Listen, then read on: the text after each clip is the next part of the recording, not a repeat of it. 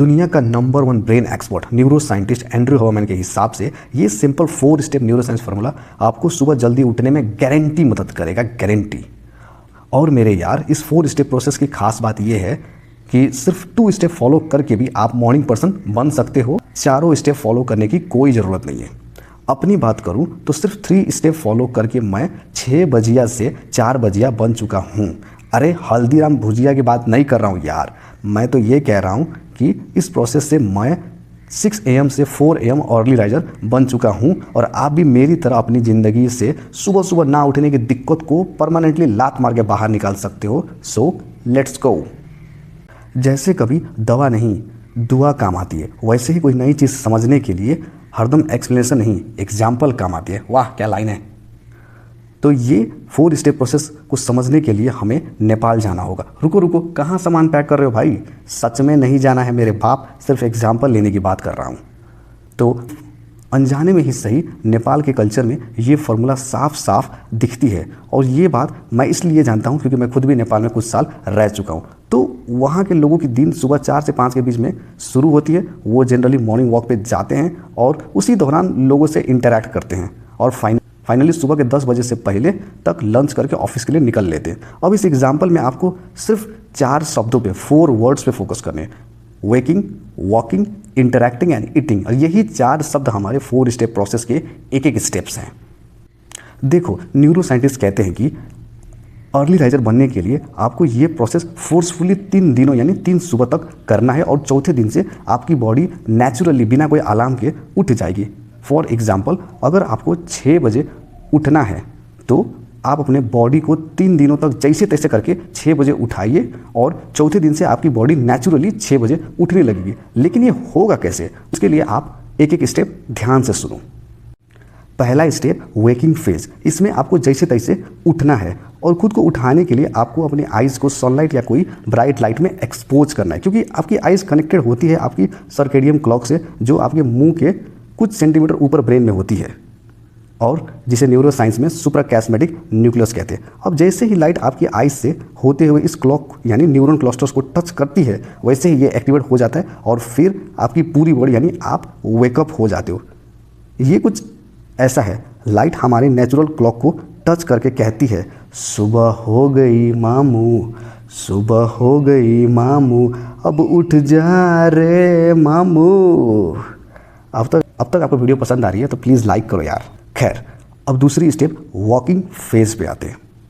इसमें आपको body movements करने हैं, चाहे आप वॉकिंग करो, जॉगिंग करो, रनिंग करो, साइकिलिंग करो, स्किपिंग करो, एक्सरसाइज करो या फिर कोई फिजिकल मूवमेंट करो।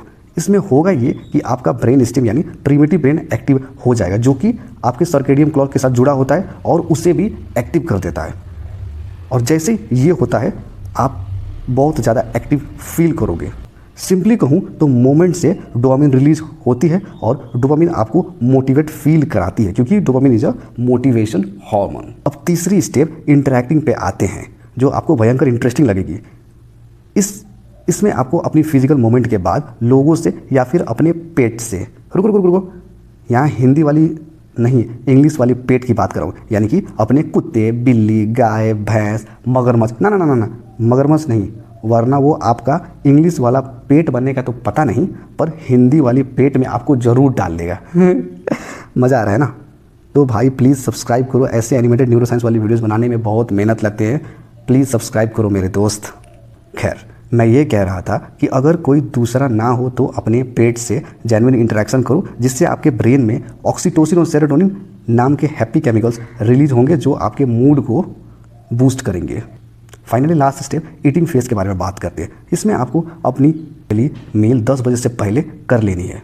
ये सिग्नल है आपके क्लॉक को कि अब आप मॉर्निंग राइजर बन चुके हो, इसीलिए वो आपको जल्दी सुलाए और जल्दी उठाए। लेकिन अगर ये लास्ट स्टेप आपसे नहीं होता तो कोई बात नहीं, आप सिर्फ पहले के 2 steps waking and walking phase भी कर लेते हैं तो वो आपके लिए मोर देन एनफ होगा।